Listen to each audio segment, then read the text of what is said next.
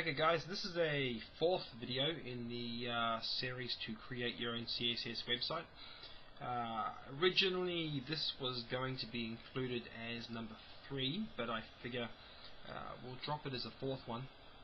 That way we can sort of spend a bit more time on some of the intricate details. Okay, the first thing we're going to do is I'm going to show you how to strip all of the CSS code here out of here and actually put it into its own file, which will then be saved as a CSS file, and then we'll modify this page to link to that page so that it loads all of this information without you having to put that on every single page you build.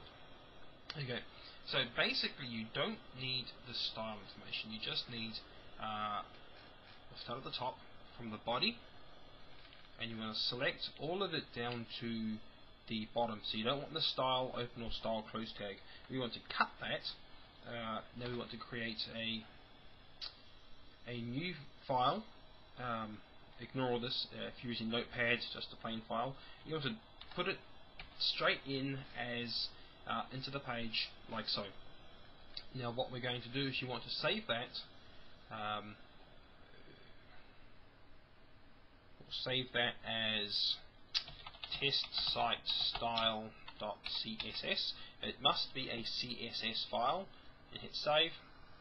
Okay, and that's done.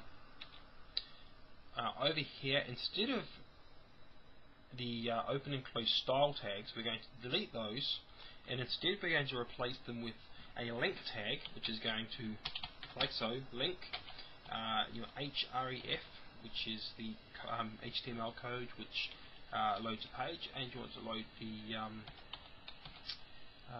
test site, type it right, style.css, close. You then want to use what's known as a rel tag, which essentially names in relation to or relative to, and as this test site style.tss is a style sheet, we want to call it style sheet, and that basically tells the page that this file here is a style sheet, so it's relatively important. And then you want to add a type, and of course the type is a text/CSS, and then you want to close that tag like so. And what that link here does is it basically, when your browser loads this page, it's going to tell the browser to load all of the content in this file here, and to load that in relation to this page. So essentially the site, as you can see, looks exactly the same, because when it's loading, it's actually pulling all of the information regarding the frames, the images, the padding, all from the test site style.css page we just created. Now, the reason we do this is if you want to create a second page and you want to add a link to a second page. Now, say for example, in the sidebar we want to have, this is a sidebar, and we want to link that to the second page. So we'll call the page that it's linking to. Let's try this again. So we'll add a link here. So we're going to go href equals, and we'll call it test site 2.html. How's if I spell it right?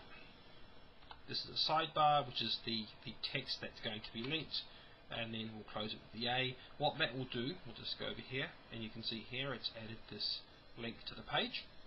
That's going to link to a page called testsite2.html, which we haven't yet created. So what we now want to do is we want to save this file, like so. We want to create a new file, and the easiest way of doing this is simply save as, it's testsite2, and it's now the second file. And we're going to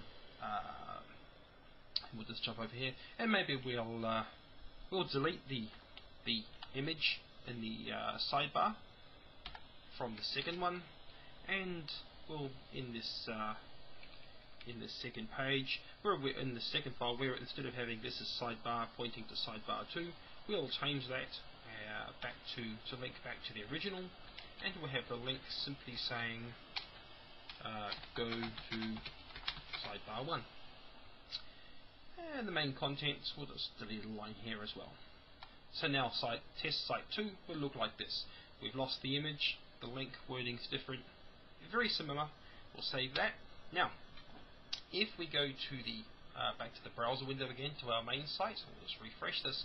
As you can see, we've got the link, and if you click that, it's going to open the second page. You click that there, back to the first page, and all of that CSS is being loaded from a single page. The code within this actual page is actually incredibly small. As you can see from here, that's the code of the second page. There's virtually nothing to it, because all of the code that's loading the formatting of the page is in a separate file, which is loaded once by the browser, which means your load time's faster, the speed of people accessing the site's faster, and it's more compatible with all the latest technologies. And search engines like Google absolutely love sites that use CSS. So that's there you go. That's the stages to creating not just one but two pages that are linked together, and of course creating a third, a fourth, a fifth. It's pretty much all exactly the same. You just repeat the process.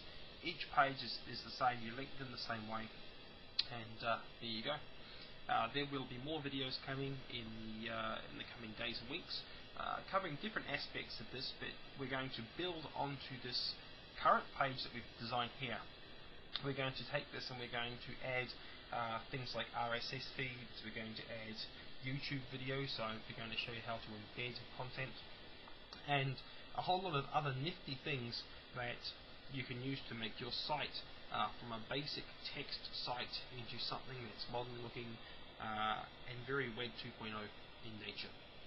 Until then, thank you. Bye bye.